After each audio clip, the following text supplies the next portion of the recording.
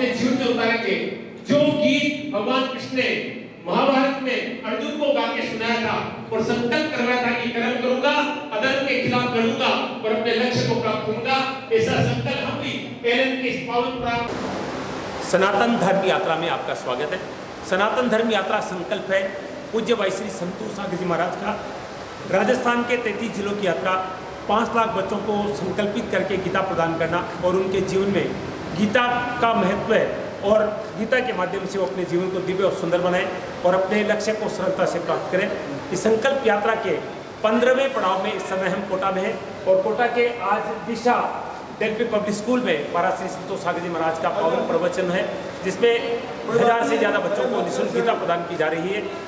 कोटा के प्रसिद्ध समाज सेवी, शिक्षाविद और बहुत ही धर्मपरायण व्यक्तित्व है गोविंद जी महेश्वरी की इस उपस्थिति में पूज्य भाई श्री संतोष सागर जी महाराज के सानिध्य में आज ये कार्यक्रम आयोजित हो रहा है। आइए कार्यक्रम का अवलोकन करते हैं।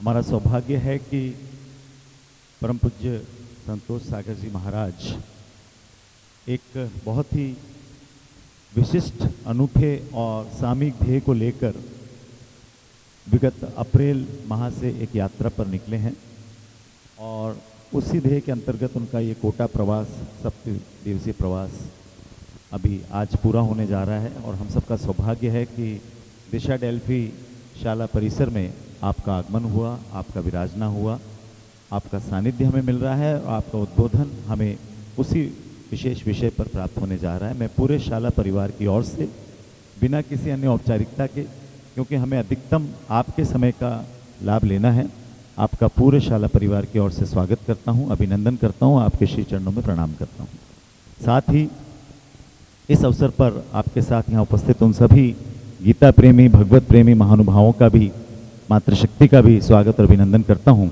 जो उनके इस ध्येय को निरंतर नई गति प्रदान करने में अपना बहुत ही बहुमूल्य समय पूरे मनोयोग से प्रदान कर रहे हैं।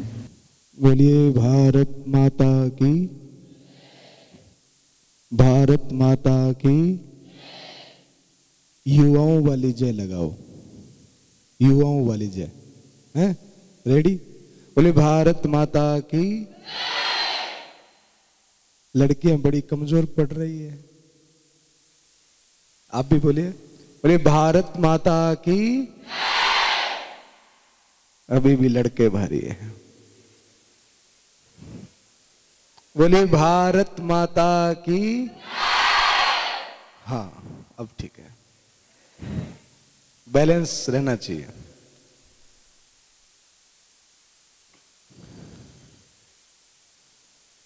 आदरणीय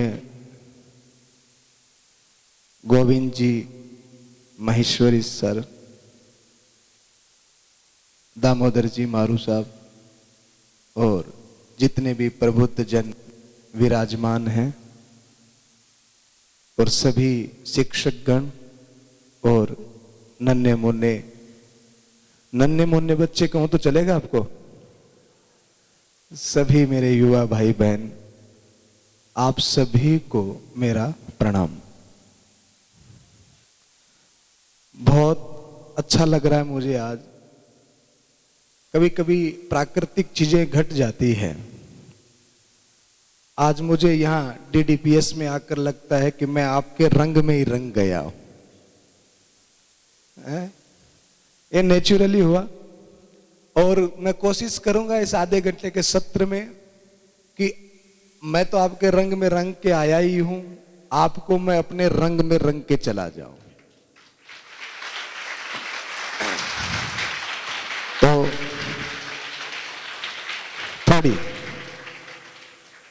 थोड़ी अभी बहुत बजानी है, हाँ थोड़ी 3 बार क्लैप्स, 3 बार, ओनली 3 बार बस। विषय है गीता मेरे जीवन में। विषय बहुत गंभीरता का है, बहुत बड़ा है, पर इस गंभीर विषय को बड़ा सरल तरीके से, बड़ा आसान तरीके से हमको समझना है। गीता मेरे जीवन में, तो गीता को समझने से पहले हमको जीवन को समझना होगा। आदमी का जीवन उसके हथेली में होता है। हर एक व्यक्ति को भगवान 3 पेज की डायरी देकर के भेजता है। कितने पेज की? 3 पेज की डायरी परमात्मा इस संसार में हर एक व्यक्ति को देता है, सबको वही मिलती है। और उस 3 पेज की डायरी में प्रथम पेज पर परमात्मा स्वयं लिखता है, जिसको हम कहते हैं जन्म।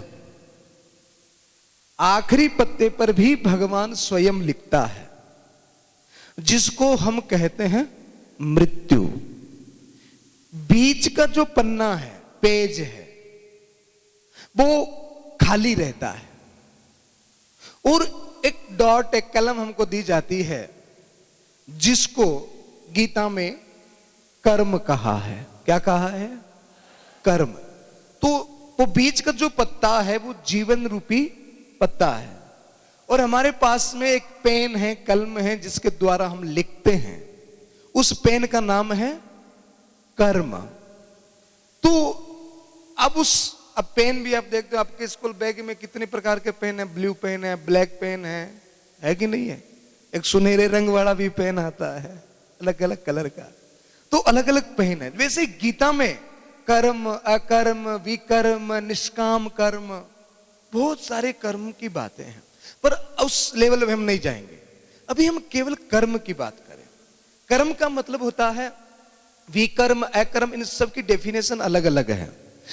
कर्म का मतलब होता है करेक्ट कर्म, सही कर्म। आपके स्कूल का नाम है दिशा। हर आदमी अपने जीवन में सफल तभी होता है जब उसके जीवन में सही दिशा होती है। दिशा के बिना दशा बदलने का कोई चांस ही नहीं है। आप संघर्ष करो, आप मेहनत करो, आप कर्म करो, बाकी अगर उसकी दिशा प्रॉपर नहीं है, सही नहीं है।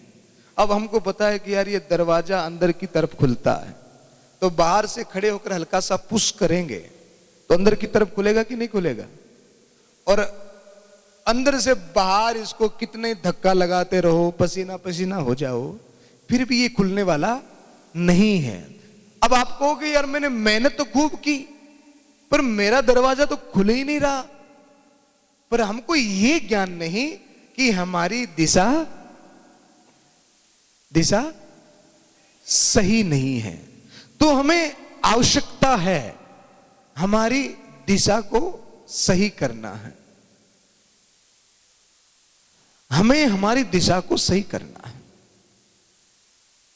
अब ये दिशा, अपना जीवन कैसे सुंदर हो सकता है, अपनी दिशा सही कैसे हो सकती है, ये इस 20 मिनट के सत्र में हम जानेंगे।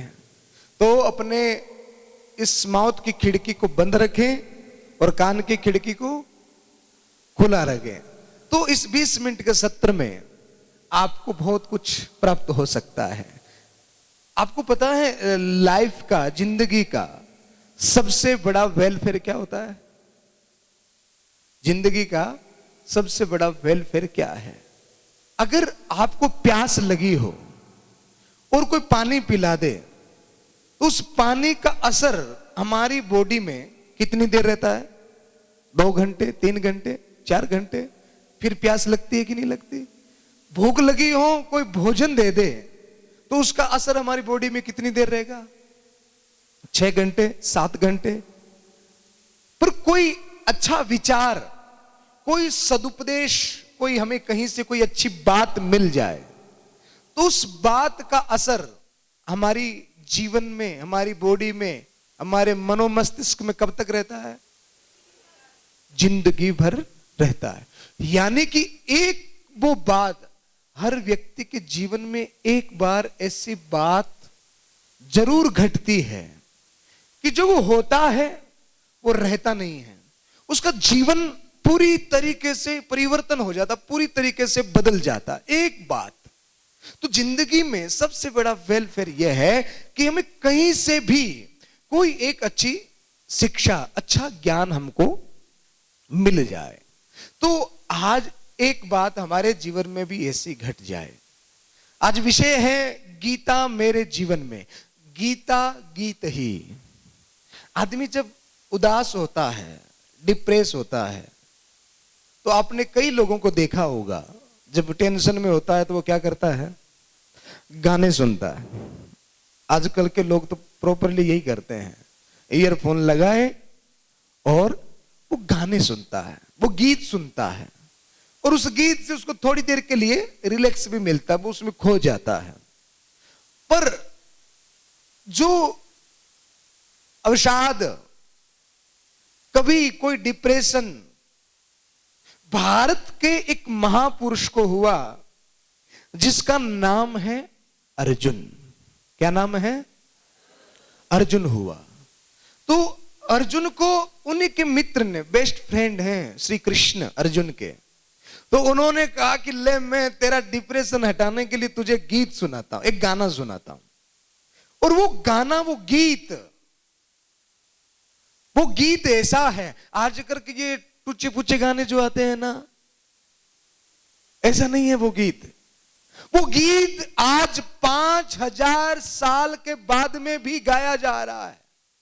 वो गीत केवल भारत में नहीं, अपितु पूरे विश्व में सब जगह पर वो गाया जा रहा है। ऐसा गीत श्री कृष्ण ने गाया, और वो गीत इतना गजब का है कि अगर इस गीत को कोई सीख ले, इस गीत को कोई सुनना आ जाए, इस गीत को कोई समझ जाए, गीता गीत ही। ऐसा गीता एक गीत है। गीत मतलब जो गाया जाए। तो अपने मित्र जब डिप्रेशन में आ गए, टेंशन में आ गए, तो श्री कृष्ण ने कहा यार बैठ, मैं तुझे गाना सुनाता हूं, एक गीत सुनाता हूं, और ऐसा गीत मैं तुझे सुनाऊं कि उस गीत को सुनने के बाद में तेरा डिप्रेशन कभी तेरे पास में आएगा ही नहीं। ऐसा गीत श्री कृष्ण ने गाया। गीता गीत ही। भगवान श्री कृष्ण अर्जुन को वो गीत सुनाते हैं, वो गीत गाते हैं। भागवत में, महाभारत में 2 गीत हैं। ये गीता भी, श्रीमद् भगवत गीता आप सबके घर में है? किस किस के घर में है? अरे वाह, आप में से कभी किसी ने पढ़ा है? हैं? सुनी है? श्लोक आते हैं आपको गीता के? किस किस को आते हैं गीता के श्लोक? 2 2 4 5। चलो, अरे वाह बहुत सुंदर, बैठो। अब आपसे भी श्लोक सुनेंगे। तो गीता महाभारत का ही एक अंग है। ये 20 मिनट का सत्र आपकी गंभीरता को दर्शाता है। मैं इतने युवाओं से मिल गया ना, अभी इतने बच्चों से मिल गया, तो मेरी फेस रीडिंग जो है ना, वो इतनी पावरफुल हो गई कि मैं आप सबके फेस को देख करके, आप लोगों के हाव भाव को देख करके ये मैं बता सकता हूं कि आपके लाइफ में आगे क्या घटित होने वाला है। आपकी मैच्योरिटी, आपकी गंभीरता ये दर्शा देती है कि आगे आप अपने जीवन में क्या करने वाले हैं, आगे चलकर के आपका जीवन कैसा होने वाला है। तो महाभारत में 2 गीत गाए। एक गीत जो एक भक्त भगवान के लिए गाता है, और एक दूसरा गीत जो भगवान ने भक्त के लिए गाया।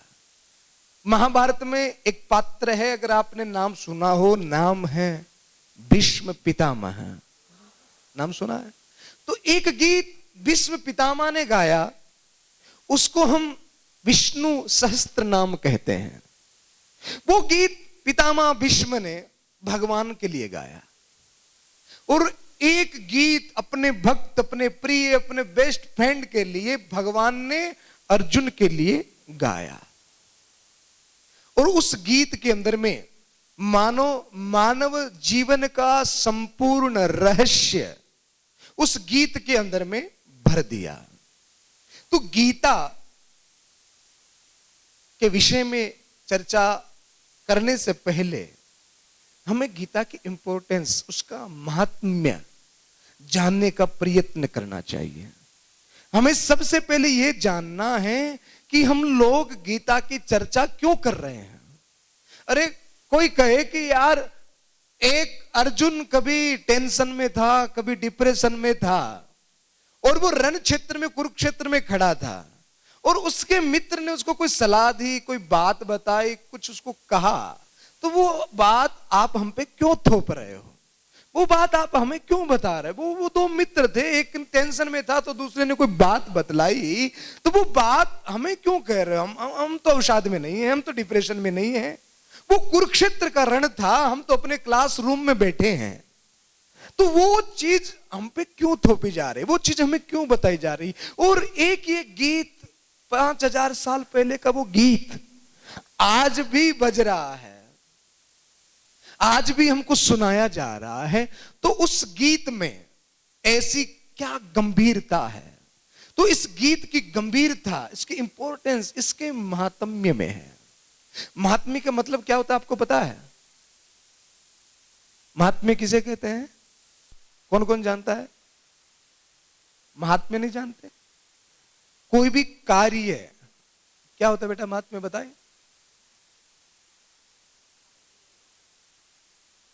महात्म्य, हाँ, स्पष्ट रूप से समझाना। चलो ठीक है, गुड, कम से कम जवाब तो दिया, ताली तो बजाओ इसके लिए यार। महात्म्य का मतलब होता है कि जो चीज हम पढ़ेंगे, जो चीज हम सुनने जा रहे हैं, जो चीज हम करने जा रहे हैं, उस चीज का बेनिफिट क्या है, उस चीज का फायदा क्या है। अरे किसी आदमी से कहो कि यार तुम वहां पर अपनी शॉप लगा ले स्टेशनरी की, और तुझको 1000 रुपए का रोज घाटा होगा, कोई दुकान लगाएगा? नहीं लगाएगा। और इसी का उल्टा कह दे कि वहां पर तुम शॉप लगाओ और तुम्हें रोज 5000 रुपए का फायदा होगा, तो आदमी दुकान लगाएगा कि नहीं लगाएगा? कि यार 5000 रुपए का लाभ होने वाला है। तो जिसमें चीज का, वस्तु का, कार्य का फायदा बताया जाए उसे कहते हैं महात्म्य।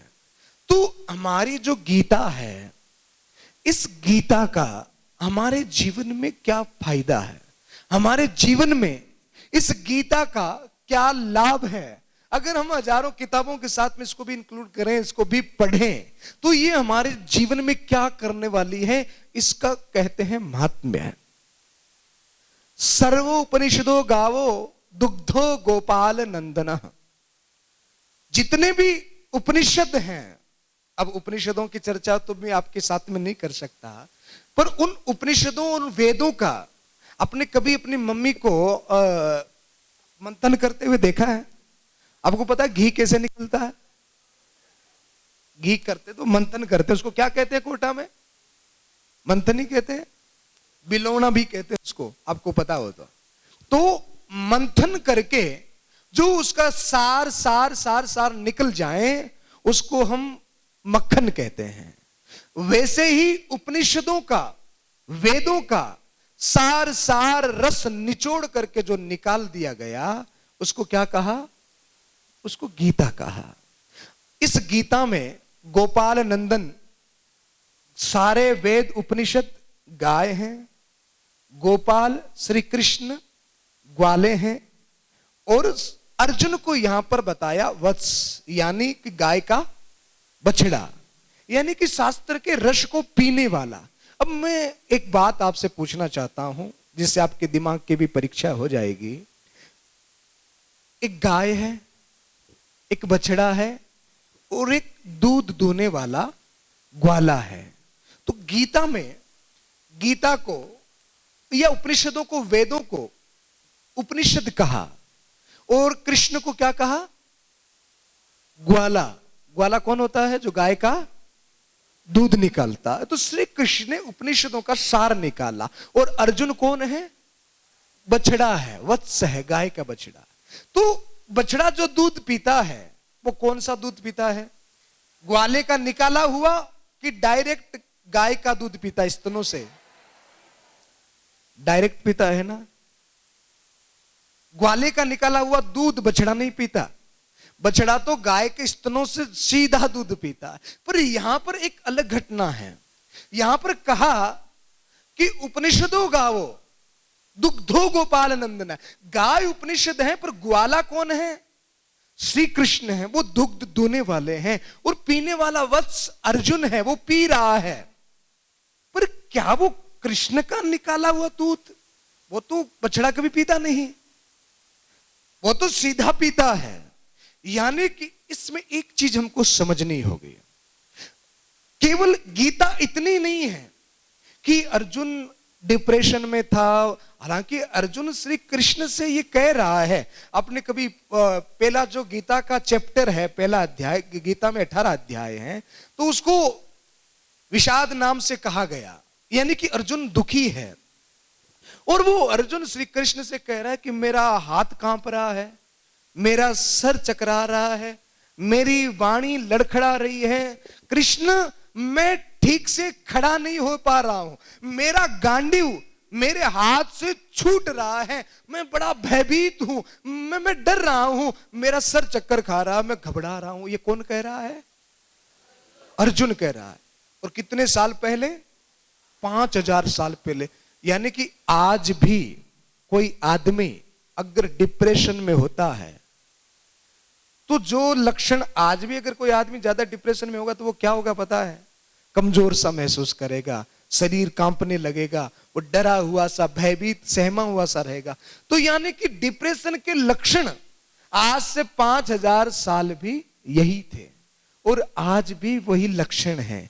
तो यानी कि जो गीत उस बीमारी के, अब दवाई तो एक ही होती है ना, कोई भी रोग हो, जो दवाई आज किसी रोगी को दी जा रही है, अभी कोरोना में जो वैक्सीन आई, तो वो वैक्सीन अगर आज दी जा रही है तो 2 साल बाद में, 5 साल बाद में वही वैक्सीन कारगर होगी, अगर बीमारी सेम है तो डिप्रेशन का एंटी डिप्रेशन अगर किसको इसको कहें, गीता हमारे जीवन में एंटी डिप्रेशन है। यानी कि हमारे जीवन में बड़ी से बड़ी प्रॉब्लम्स भी आ जाए तो वो पहाड़ के समान प्रॉब्लम्स राई के समान बन जाए, ऐसा सामर्थ्य, ऐसा बल अगर हमको कोई दे सकता है तो उसका नाम क्या है? उसका नाम गीता है। गीता हमको आत्मबल प्रदान करती है। तो ऐसी गीता मेरे जीवन में, एक शब्द में मैं कहूं तो ये एंटी डिप्रेशन है। मेरे जीवन में गीता सकारात्मकता है। मेरे जीवन में गीता संपूर्ण रस का भंडार है। अब आप लोगों से मैं एक प्रश्न करना चाहूंगा। आपकी नजर में, आप जब स्कूल में आते हो, गुरुजी आपको बराबर पढ़ाते हैं? सबको? आप सबको समय बराबर मिलता है? यूनिफॉर्म और किताबें सब आपकी एक जैसी है? पर एक व्यक्ति फेलियर हो जाता है और एक व्यक्ति सफल हो जाता है। समय बराबर है, किताबें एक जैसी हैं, बोर्ड पर पढ़ाया एक जैसा जाता है। तो आपकी नजर में मैं आपसे पूछना चाहूं, फेलियर होने का कारण क्या है? आदमी हार क्यों जाता है? कोई बताएगा? बताओ, खड़ा हो जाओ बेटा।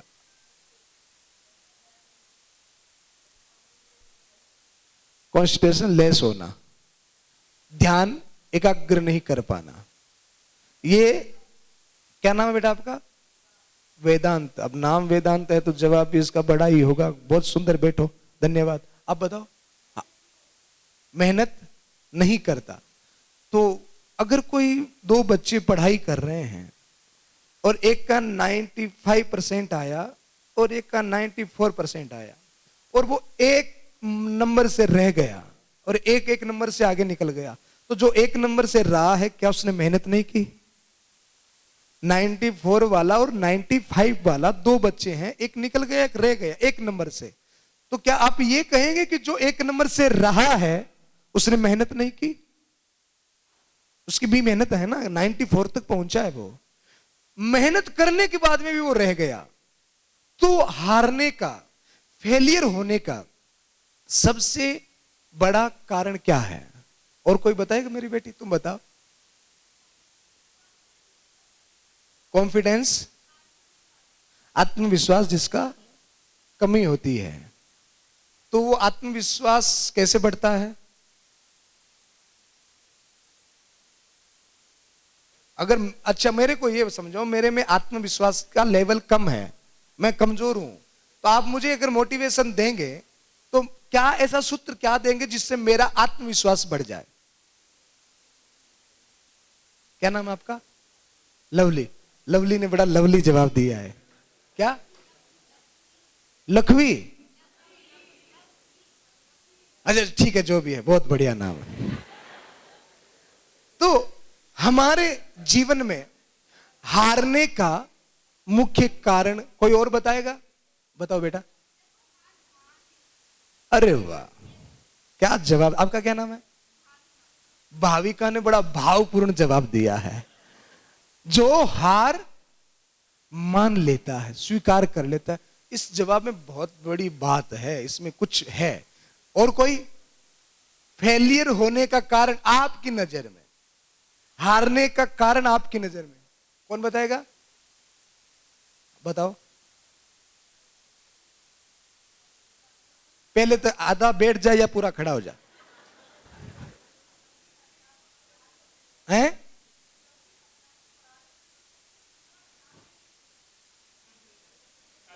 एकाग्रता, कॉन्सेंट्रेशन। वाह, बहुत बढ़िया। अब ध्यान देना जब टीचर पढ़ाई तो। हाँ, और कोई हारने का कारण बताओ बेटा।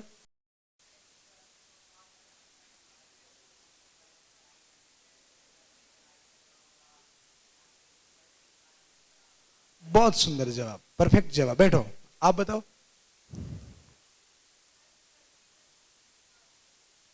गलती करके उसको सुधारना नहीं। अब बैठो। अब जितने बातें आपने कही है, जितने सूत्र निकल करके आए हैं, ये सारे के सारे राइट हैं। ये जितनी बातें आपने कही है, ये कहीं ना कहीं हमको फेलियर बनाती है। एक बात श्री कृष्ण गीता में कहते हैं। आज गीता के साथ साथ गीता हमारे जीवन में आ जाए तो हम सफल कैसे हो सकते हैं। अभी मैं बात उसी पर करूं जिससे आपके जीवन में सफलता आ जाए। राम, आपके जीवन में ऊंचाई आ जाए। पहले मेरे को यह बताओ, आप लोग सफल होना तो चाहते हैं ना? कौन कौन होना चाहता है? सब बड़े बनना चाहते हैं? हैं? अरे वाह, नीचे करो हाथ। ये राम, सफल होने का मुख्य क्या रीजन है आपका? केवल पैसा कमाने को सफल होना कहते हैं?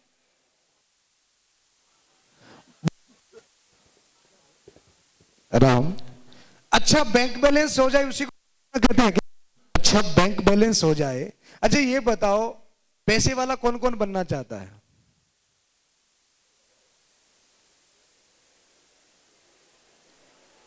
ये बाकी जो बीच में हाथ नीचे है ना, वो एक नंबर के झूठे हैं। हाँ, पैसे वाला कौन बनना चाहता है? अब हाथ नीचे करो। अब बोलना नहीं है, बोलना नहीं है, केवल सुनना है। पैसे वाला बनना है तो एक लड़के से मैंने पूछा क्या बनना चाहता है? बोले सर मैं पैसे वाला बनना चाहता हूं। मैंने कहा पैसे वाला? बोले हाँ। मैंने कहा कितना पैसे वाला? तो बोले सर मेरे पास में 20 तो गाड़ी होनी चाहिए, और मेरे पास में 10 फ्लैट होने, मकान होने चाहिए, और मेरे पास में 10 ही मोबाइल होने चाहिए। मैंने कहा अरे यार इतना पैसे वाला? उस लड़के का नाम था वरुण। क्या नाम था? वरुण नाम था। मैंने कहा इतना पैसे वाला? बोले हाँ सर मेरे पास 10 गाड़ी, 10 मोबाइल और 20 मकान होने चाहिए, घर होने चाहिए। तो एक लड़की को भी मैंने पूछा, मैंने कहा तू क्या बनना चाहती है? तो उसने कहा सर मैं वरुण की पत्नी बनना चाहती हूं।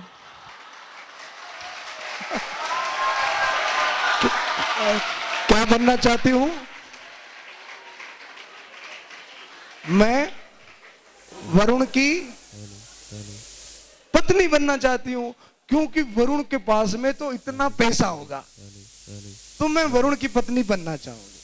तो हमारा जीवन में जो मोटिव है, जो लक्ष्य है, असफलता का मुख्य कारण आप सबने बताया, वो भी अंग है।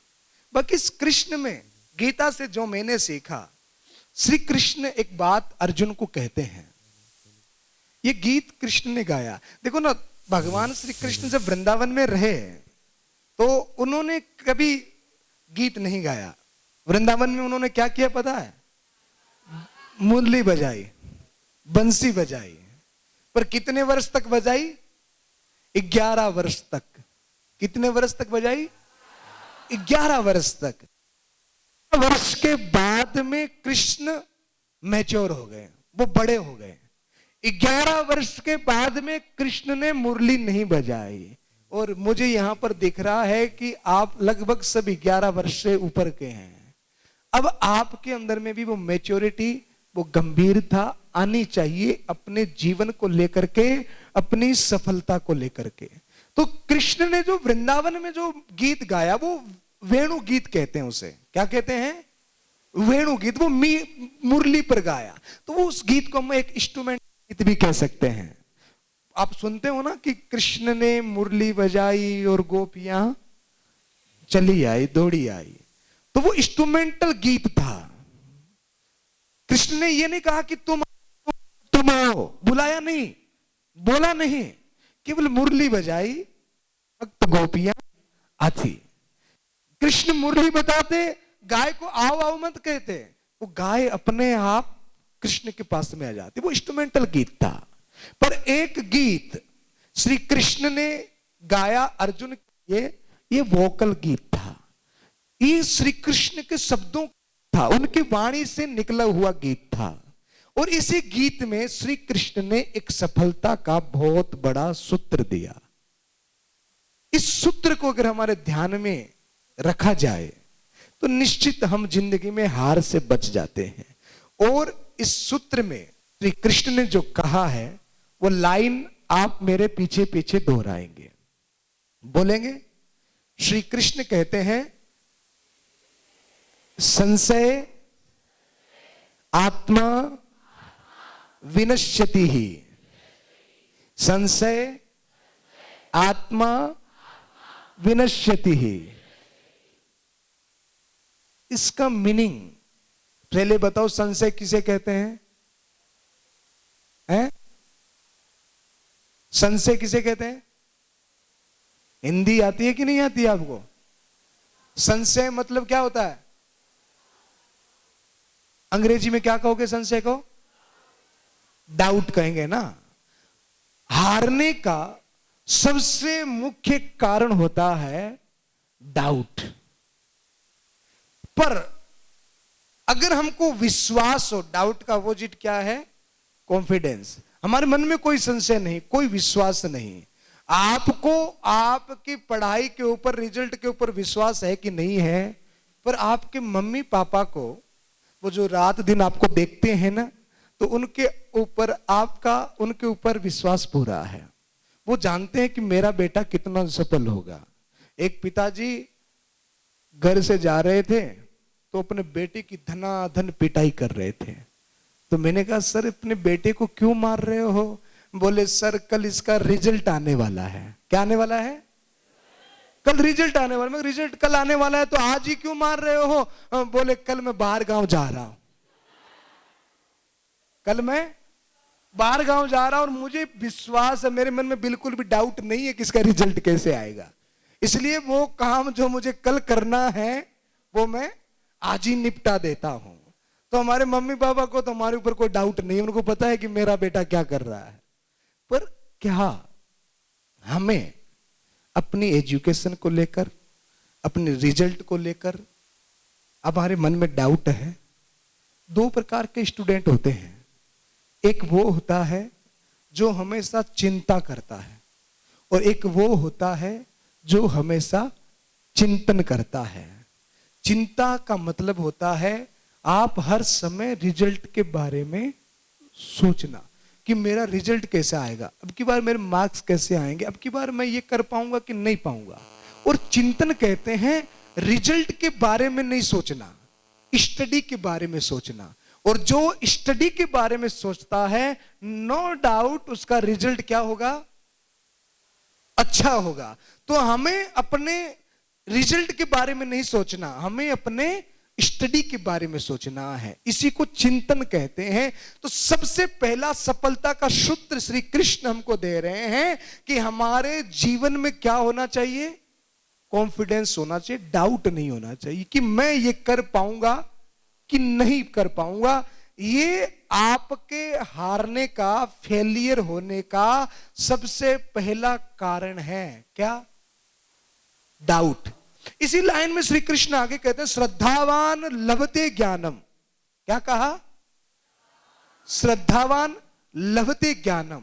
मैं आपसे पूछ रहा हूं, ये जो पढ़ाई आप कर रहे हो कहीं आप पर थोपी तो नहीं गई है, कहीं आपके साथ जबरदस्ती तो नहीं हो रही है?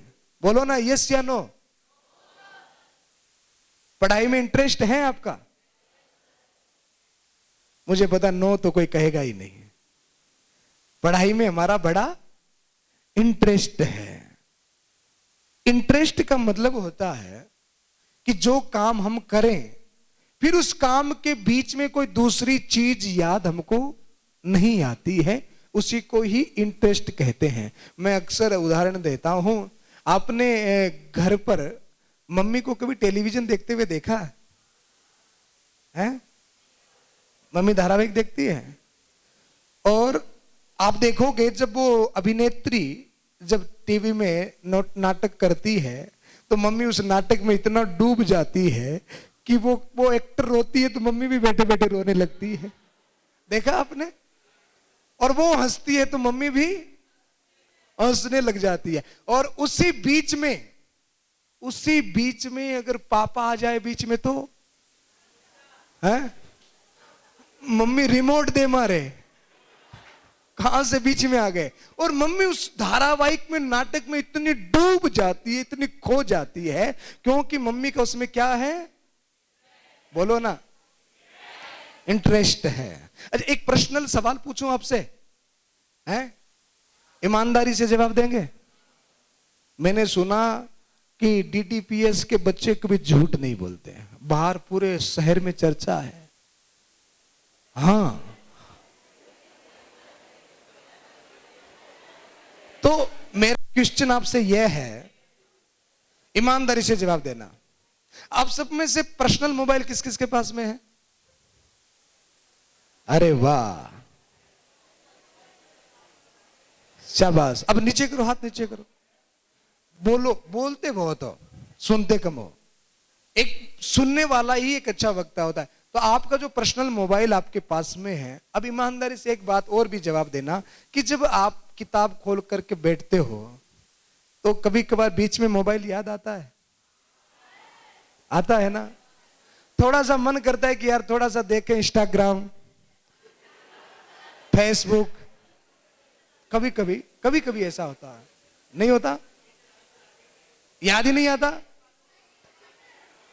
तो क्या होता है, अगर आपको पढ़ते समय आपका मोबाइल याद आ रहा है, टेलीविजन कार्टून्स याद आ रहे हैं, फ्रेंड्स याद आ रहे हैं, तो इस बात को बिल्कुल गंभीरता से सुनना। इसका मतलब है आपका पढ़ाई में इंटरेस्ट नहीं है। और अगर आपका इंटरेस्ट नहीं है तो आप अपना समय भी बर्बाद कर रहे हो, मम्मी पापा का पैसा भी बर्बाद कर रहे हो, और साथ में गुरुजनों का जो परिश्रम आपके ऊपर हार्ड वर्क ये कर रहे हैं उनका परिश्रम भी आप खराब कर रहे हो। तो हमारी सफलता का सबसे पहला सूत्र है, गीता का सबसे पहला सूत्र, संशय आत्मा विनश्यति। जिसके जीवन में डाउट होता है अपनी काबिलियत को लेकर के, अपनी मेहनत को लेकर के, इसका मतलब है वो फेलियर होने वाला है। इसलिए हमेशा ये ध्यान में रखना है कि आपके अंदर में वो शक्ति, वो सामर्थ्य है। अगर मैं आपसे पूछूं क्या जमीन से तेल निकलता है? निकलता है? क्या जमीन से घी भी निकलता है? सोचो थोड़ा सा दिमाग पर जोर दो। अच्छा, 12th के स्टूडेंट कौन कौन से हैं? 11th 12th पीछे बैठे हैं। और 10th के? हाँ, तो 10th वाले बताएं, क्या जमीन से तेल निकलता है? निकलता है ना। डायरेक्टली इनडायरेक्टली सारी चीजें कहां से निकलती है? जमीन में से निकलती है। ये जो हमारा मनो मस्तिष्क है ना, ये इतना पावरफुल है, जमीन की तरह है। भगवान ने कहीं भेदभाव नहीं किया। जैसे हमको 2 आंखें, 2 कान, 1 नाक, सबको बराबर दिया है, वैसे ये खोपड़ी भी भगवान ने बराबर दी है। और ये इतनी उपजाऊ है कि इसमें से तुम चाहो वो निकाल सकते हो। इसलिए सबसे जरूरी क्या चीज है? हम इसको उपजाऊ बनाएं, अपने डाउट को क्लियर करें और अपने इंटरेस्ट को डेवलप करें, हमारे इंटरेस्ट को बढ़ाएं। ध्यान देना, अगर आपके जीवन में इंटरेस्ट नहीं है तो आप उस सफलता को प्राप्त नहीं कर सकते। पहले चीज क्या है? डाउट को क्लियर करें। और दूसरी चीज क्या है? इंटरेस्ट लाना। और वो इंटरेस्ट ही आपको बहुत ऊंचाई पर लेकर के जाता है। एक स्कूल में, डीडीपीएस जैसी एक स्कूल थी, तो उस स्कूल में एक गुब्बारा बेचने वाला आ गया। तो एक छोटी सी बच्ची ने पूछा, सर ये गुब्बारा उड़ता है? तो गुब्बारे वाले ने कहा हाँ उड़ता है। बोले सर ये ब्लैक वाला? बोले ये भी उड़ता है। बोले सर ये येलो वाला? बोले ये भी उड़ता है। सर ये पिंक वाला? बोले ये भी उड़ता है। सर ये व्हाइट वाला? बोले ये भी उड़ता है। फिर उस सर ने कहा कि सुनो, गुब्बारे के उड़ने में उसके कलर्स का कोई रोल? गुब्बारा कलर से उड़ता है तो कैसे उड़ता है? हवा से उड़ता है, गैस से उड़ता है। तो आपकी स्कूल, आपके टीचर्स, आपकी यूनिफॉर्म, आपके आने जाने का साधन, ये सारी चीजें क्या है पता है? ये सारी चीजें आपके जीवन में कलर्स हैं। आपके स्कूल में बैठने की बेंच कैसी है, फर्नीचर कैसा है, आपका ड्रेस कोड कैसा है, ये सारी चीजें क्या है? कलर्स हैं। और हमारी उड़ान में इनका कोई रोल? हमारी उड़ान में रोल किसका है? हमारे अंदर की ऊर्जा का, हमारे अंदर की मेहनत का। और वो ऊर्जा अगर आपको कहीं से प्राप्त हो सकती है, उस ऊर्जा को अगर और डेवलप करना है, तो उस ऊर्जा के मुख्य स्रोत का नाम है भगवत गीता। क्या नाम है? भगवत गीता उस ऊर्जा का नाम है जो आपको उड़ने में सहायक होती है। आप देखेंगे, अगर आपने कभी स्वामी विवेकानंद के जीवन को पढ़ा हो, कभी आपने राष्ट्रपति अब्दुल कलाम साहब के जीवन को पढ़ा हो, झोंपड़ी में जन्मे थे, पहनने को कपड़े नहीं थे, खाने को भोजन नहीं था, पर वो व्यक्तित्व ऐसा कि वो जीरो से शुरू हुआ और उसने इतनी मेहनत, इतनी ऊर्जा उसके अंदर कि वो जाकर के भारत का एक मुख्य नागरिक और भारत का सर्वोच्च ऊपरी पद, जिसको हम राष्ट्रपति पद कहते हैं, उसके ऊपर जाकर के वो बैठे। और वहां तक वो कैसे पहुंचे? इतनी उड़ान कैसे भरी? उनके अंदर में क्या थी? उनके अंदर में ऊर्जा थी। तो ये गीता जो है वो हमको क्या देती है? ऊर्जा देती है। और गीता को जो गाने वाले हैं, नाम है श्री कृष्ण। श्री कृष्ण आप सबके रोल मॉडल होने चाहिए। श्री कृष्ण के विषय में थोड़ी सी बात मैं आपसे करना चाहूंगा, आप ध्यान से सुने। कृष्ण से आप बहुत कुछ सीख सकते हैं। कृष्ण भगवान का पूरा जीवन कितने साल का था पता है? कोई बता सकता है? श्री कृष्ण का पूरा जीवन कितने वर्ष का था? 125 वर्ष का। कितने वर्ष का? 125 वर्ष का।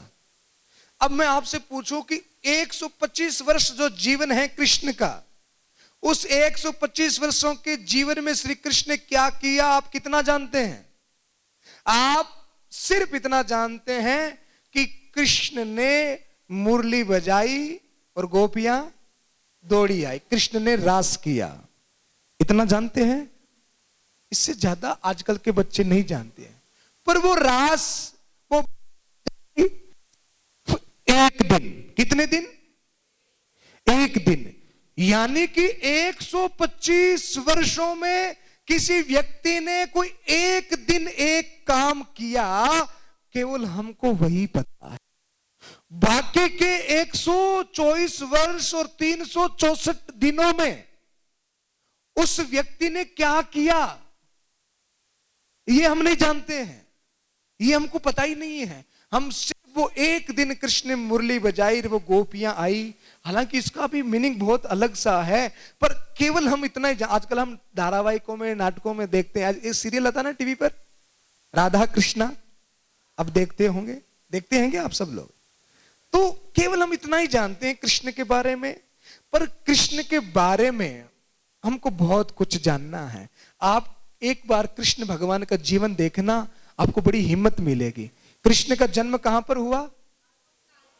जेल में, जेल में जन्मे, और जन्म लेते ही सबसे पहले उनसे कौन छूटा? Mummy papa. बहुत बड़ी ट्रेजेडी है कि नहीं? कोई बच्चा जन्मे और जन्म लेते ही मां बाप छूट जाए। और फिर वो कहां गए? एकदम मथुरा जैसे बड़े शहर से निकल करके एकदम एक छोटे से गांव में चले गए जिसका नाम था गोकुल।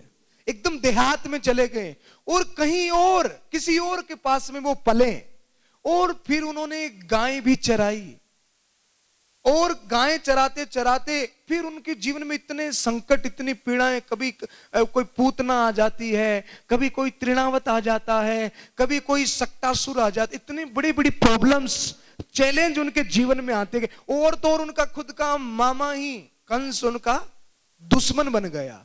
तो पहले माँ बाप छूटे, फिर वो गोकुल गए, फिर वो गोकुल भी छूट गया, फिर वो गोकुल से मथुरा आ गए, फिर वो मथुरा भी छूट गया, और मथुरा से फिर वो गए गुजरात में, जाकर के उन्होंने एक नगर बसाया जिसका नाम था द्वारिका।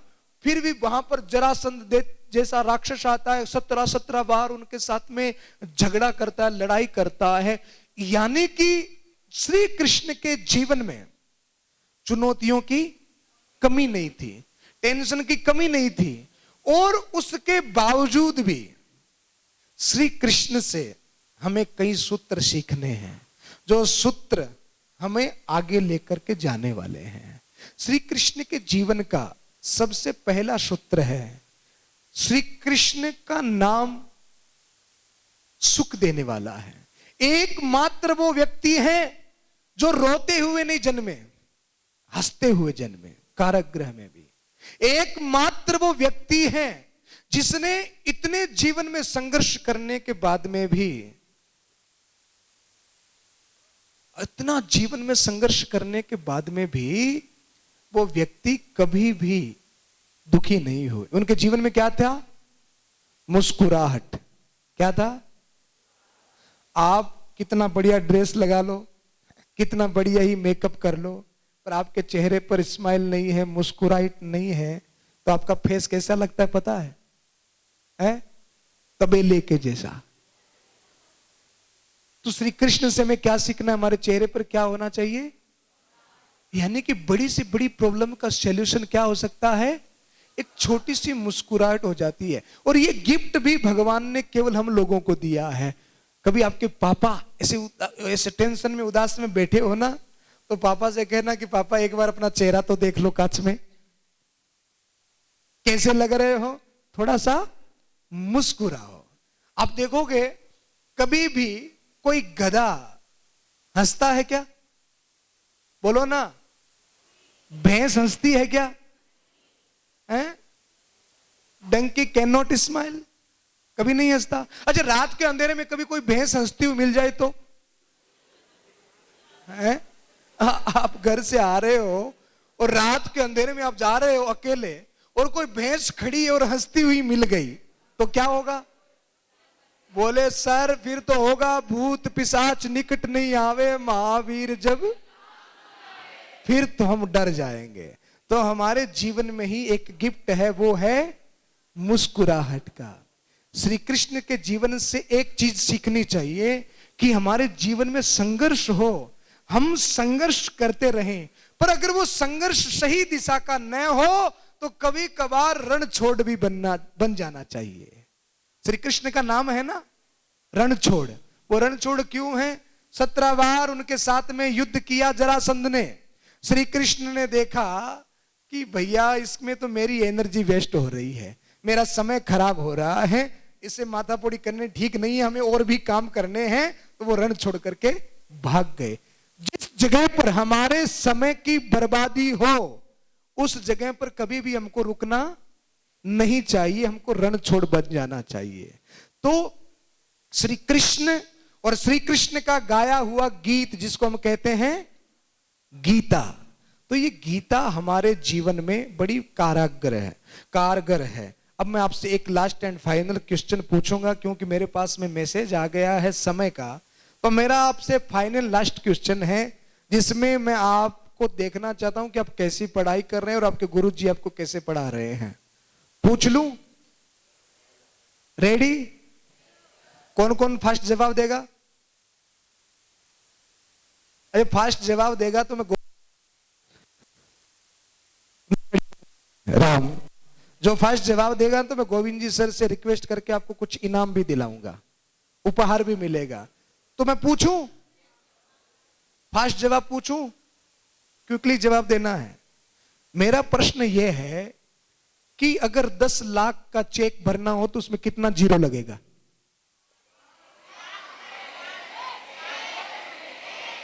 7 जीरो लगेगा। 7 वाले फटाफट हाथ ऊपर करें।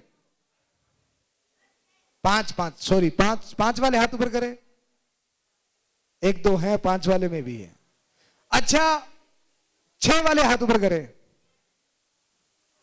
अरे वाह, ठीक है, नीचे करो। पर कईयों ने मेरा चेक गलत भरवा दिया, नुकसान करा दिया 10 लाख का। कितने जीरो लगते हैं? 6 जीरो लगते हैं। अब मैं आपसे पूछ, अगर 1 जीरो हटा दिया जाए तो क्या चेक की वैल्यू रहेगी? रहेगी ना? अच्छा 10 लाख के चेक में 6 जीरो लगे, 1 जीरो हटाओ, 1 और हटाओ, 1 और हटाओ, 1 और हटाओ, 1 और कम करो, 1 और हटा दो। क्या अब वैल्यू है? लड़कियां कह रही नहीं है? अच्छा है। कितनी वैल्यू है? 1 की वैल्यू है ना?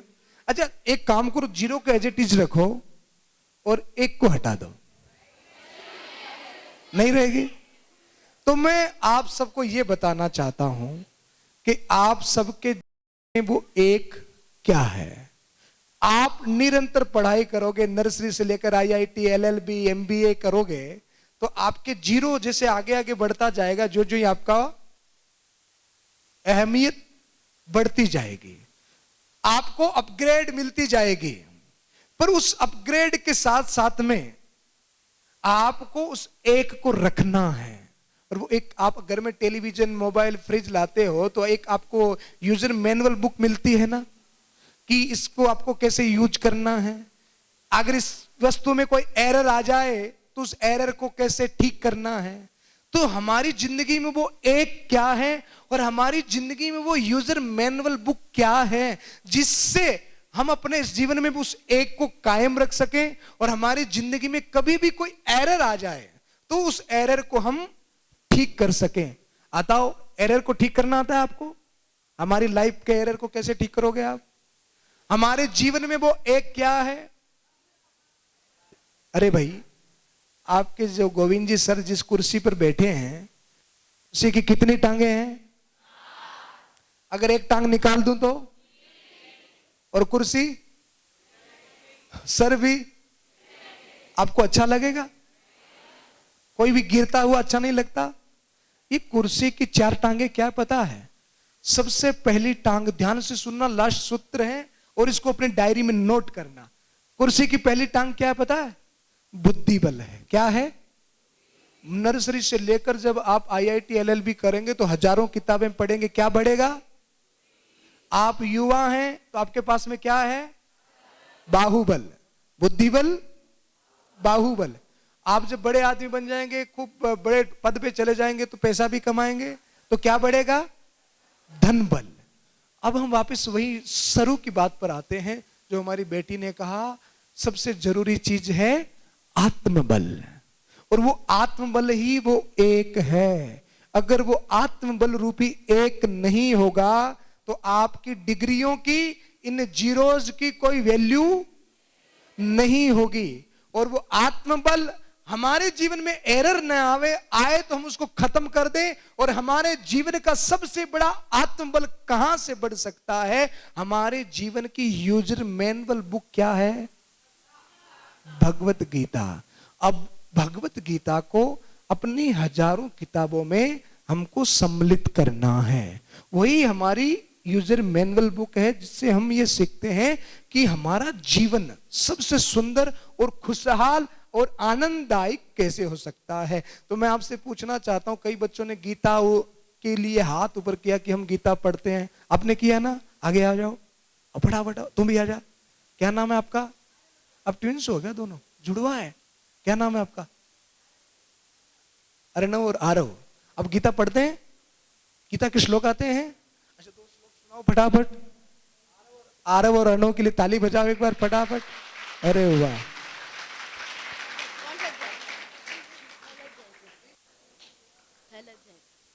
धर्म क्षेत्रे कुरुक्षेत्रे समवेतायुत्सव मामकाश्चैव किम कुर्वन् दृष्ट्वा तु पाण्डवानीकं व्यूढं दुर्योधनस्तदा आचार्यमुपसंगम्ये राजा वचनमब्रवीत्।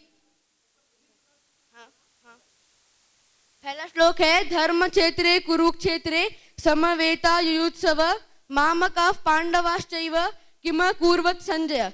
धर्म क्षेत्र कुरुक्षेत्र मतलब धर्म की भूमि कुरुक्षेत्र में। समवेतायुत्सव मतलब युद्ध की इच्छा से इकट्ठे हुए। मामका पांडवाश्चैव किम कुर्वत् संजय मतलब मेरे और पांडवों के पुत्रों ने क्या किया। ये धृतराष्ट्र संजय से पूछ रहे हैं कि धर्म भूमि कुरुक्षेत्र में युद्ध की इच्छा से इकट्ठे हुए मेरे और पांडु के पुत्रों ने क्या किया। दृष्ट्वा तु पांडवानीकं व्यूढं दुर्योधनस्तदा आचार्यमुपसंगम्ये राजा वचनम अब्रवीत् मतलब जब धृतराष्ट्र ने संजय से प्रश्न पूछा कि मेरे और पांडवों के पुत्रों ने धर्मभूमि कुरुक्षेत्र में क्या किया, तो संजय उत्तर देते हुए कह रहे हैं कि जो दुर्योधन है उनने पांडवों की सेना का निरीक्षण किया और उनने द्रोणाचार्य के पास जाकर ऐसे वचन कहे।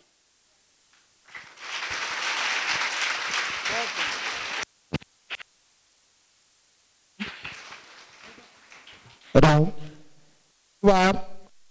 आपको ये गर्व होना चाहिए कि आप आरव और अर्णव के साथ में पढ़ रहे हो। ये जज्बा, ये हिम्मत आप सबके अंदर में भी होनी चाहिए। कई बच्चे मैं देख रहा हूं कि वो बड़ा इनको देख करके मुस्कुरा रहे हैं। कई बच्चों को यह भी लगता होगा कि काश हमको भी आता। ये जो 2 श्लोक गाए हैं ना, ऐसे ऐसे गीता में 700 श्लोक हैं। केवल 700 श्लोक नहीं है, एक एक श्लोक में अगर आप उसको गहराई से समझते हैं तो आपके जीवन में इससे बड़ा यूजर मैनुअल कुछ हो ही नहीं सकता। आज दुनिया के 128 देशों में इस ग्रंथ को पढ़ाया जाता है। जितनी भी टॉप पर्सनैलिटीज हैं भारत की, अगर उनकी बायोग्राफी हम पढ़ेंगे तो एक कॉमन बात मिलेगी, उनके जीवन में क्या है? गीता है। तो इस किताब को केवल याद नहीं करना है, इसको समझना है। और आपके लिए इतना बड़ा चैलेंज है कि अगर आप इसको पढ़ेंगे तो पहले दिन ही आपकी खोपड़ी चकरा जाएगी। बड़े बड़े के समझ में नहीं आता, आप एक पत्ता खोल करके पढ़ेंगे ना, यार ये क्या समझ में नहीं आ रहा, छोड़ो इसको। ये होता है। पर जिसने इस चैलेंज को एक्सेप्ट कर लिया और इस किताब को जान लिया, मैं आपको प्रॉमिस करता हूं इसको समझने के बाद में कुछ और समझना शेष नहीं रह जाता। ये वो किताब है जो आपके जीवन में एक को निर्मित करती है, आपकी को बढ़ाती है और आपके जीवन में एरर आने से रोकती है।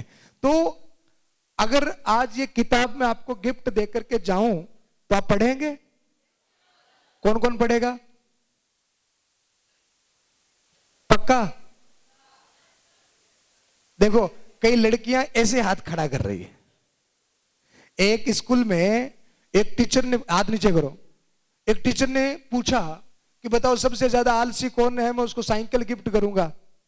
तो एक ने इतना हाथ ऊपर किया, एक ने इतना किया, आलसी बैठा था, ऐसे ही बैठा था।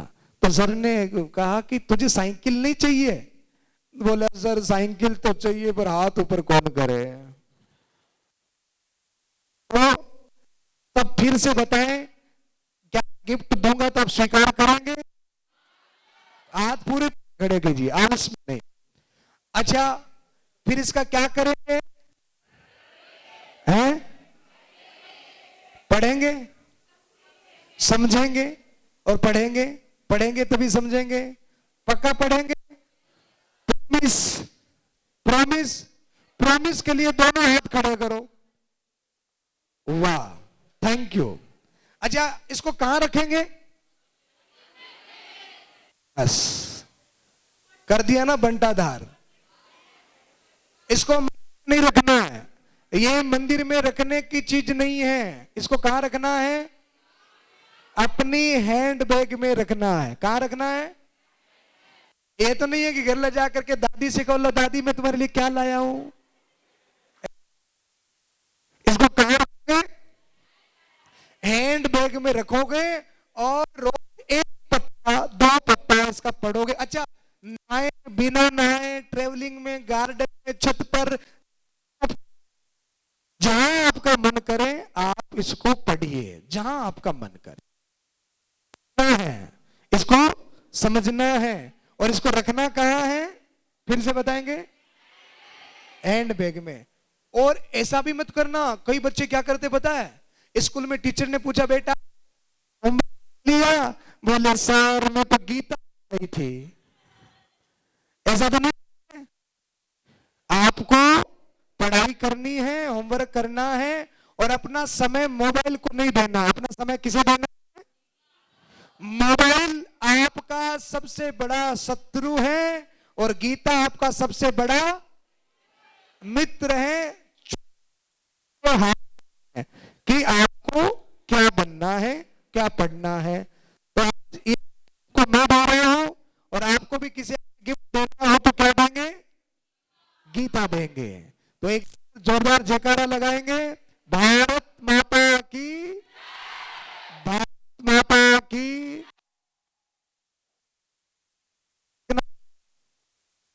राम, इस गिफ्ट को सदैव अपने पास में रखना। किसी को जीवन में देना हो तो ये देना। तो एक बार मैं पुनः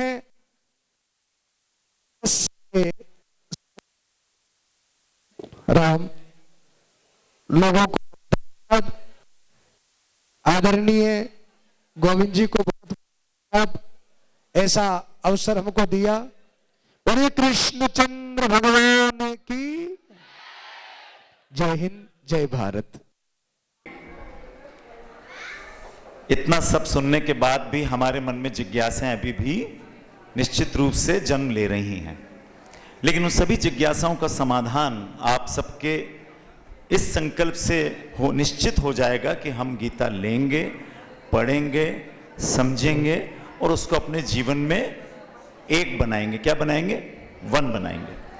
मैं शाला परिवार की ओर से आज इस गीता मेरे जीवन में इस विषय पर एक बहुत ही तथ्यपरक, बहुत ही प्रभावी और बहुत ही सरलतम तरीके से विषय को समझने के निमित्त आप श्री के चरणों में पुनः प्रणाम करता हूं और विश्वास दिलाता हूं कि इस विद्यालय में गीता को लेकर जिस तरह की गतिविधियां पहले से भी चल रही हैं उसको और बल मिलेगा और इस वैज्ञानिक दृष्टिकोण से और गीता के इस गणितीय दृष्टिकोण से जो समझने का आज ये प्रसंग हुआ है, ये हम सबको बड़े सरलता से गीता से जोड़ने में मदद करेगा। चूंकि आपको एक अन्य विद्यालय में पहुंचना है, इसलिए बिना किसी अन्य औपचारिकता के आप सबको भगवत गीता प्रसाद स्वरूप मिल रही है, जो आपकी अपनी निजी मोबाइल का ही एक रिप्लेसमेंट है। रिप्लेसमेंट मतलब मैं ये नहीं कह रहा हूँ कि मोबाइल छोड़ ही देना, लेकिन मोबाइल की उपयोगिता अलग है और इसकी जीवन में सदुपयोग निश्चित रूप से अलग है। इस अवसर पर मैं शाला की ओर से अभिनंदन करने के लिए मैं निवेदन करूंगा कि हम तुलसी के पौधे के माध्यम से आज हमारे मध्य पधारे हुए आप सभी महानुभावों का अभिनंदन करना चाहते हैं। मैं प्राचार्य पूनम जी जैन से निवेदन करूंगा कि सर्वप्रथम पूजनीय संतोष सागर जी महाराज को, हेलो, और उसी क्रम में विद्यालय से प्रबंधक, नियंत्रक और हमारी विद्यालय समिति की सदस्य निर्मला जी, आप सब आए और हमारे मध्य में उपस्थित आज सभी महानुभावों को तुलसी पौधे के माध्यम से उनका अभिनंदन करें। माननीय राजेंद्र जी, तिवारी जी, प्रेम जी, अर्चना जी, गोविंद जी, आप सभी को, दामोदर जी, इन सब का अभिनंदन तुलसी पौधे के माध्यम से करें। हेलो,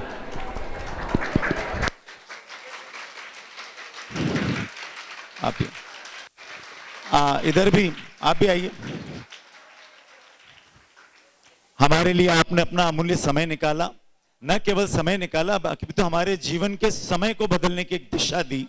दिशा डेल्फी परिवार आपको निश्चित रूप से विश्वास दिलाता है कि गीता को जीवन में लेकर ये विद्यालय अपने जीवन की दिशाओं को बहुत सकारात्मकता प्रदान करेगा। और ये दोनों जो बच्चों को महाराष्ट्र के कर कमलों से भगवत गीता हम प्रदान करना चाहते हैं। तो आइए दोनों, इन्होंने गीता के श्लोक को न केवल बोला न गाया, अपितु उसके अर्थ को और भाव को हम सबके बीच में रखा बहुत उत्साह के साथ। इस अभियान में अब तक लगभग 80,000 बच्चों को गीता वितरित की जा चुकी है और ये अप्रैल से चल रहा अभियान अगले साल फरवरी में पूरा होगा। अब तक आपकी तरह से लाखों बच्चों, विद्यार्थियों के पास एक स्मार्टफोन के साथ साथ गीता भी होगी। उनकी रियल स्मार्टनेस उसके बाद समझ में आएगी कि उनके जीवन में एक की क्या महत्ता है। भारत माता की जय, भारत माता की जय, भारत माता की जय, वंदे मातरम, वंदे मातरम। गीता को ऊपर रखें, संकल्प करें कि हम गीता को पढ़ेंगे, समझेंगे, अपने जीवन में उतारेंगे। जो गीत भगवान कृष्ण ने महाभारत में अर्जुन को गा के सुनाया था और संकल्प करवाया था कि कर्म करूंगा, अधर्म के खिलाफ लड़ूंगा और अपने लक्ष्य को प्राप्त करूंगा, ऐसा संकल्प हम भी एलन के पावन प्राप्त दिशा जो पब्लिक स्कूल है उसमें ये संकल्प करें। दिशा पब्लिक स्कूल के एक युवा को संकल्प करना है कि गीता को पढ़कर हम अपने लक्ष्य को प्राप्त करेंगे, जीवन को सुंदर बनाएंगे और अपने माता पिता गुरुजनों का सम्मान करेंगे, समाज और राष्ट्र की सेवा करेंगे। ऐसे संकल्प के साथ बोले माता की जय।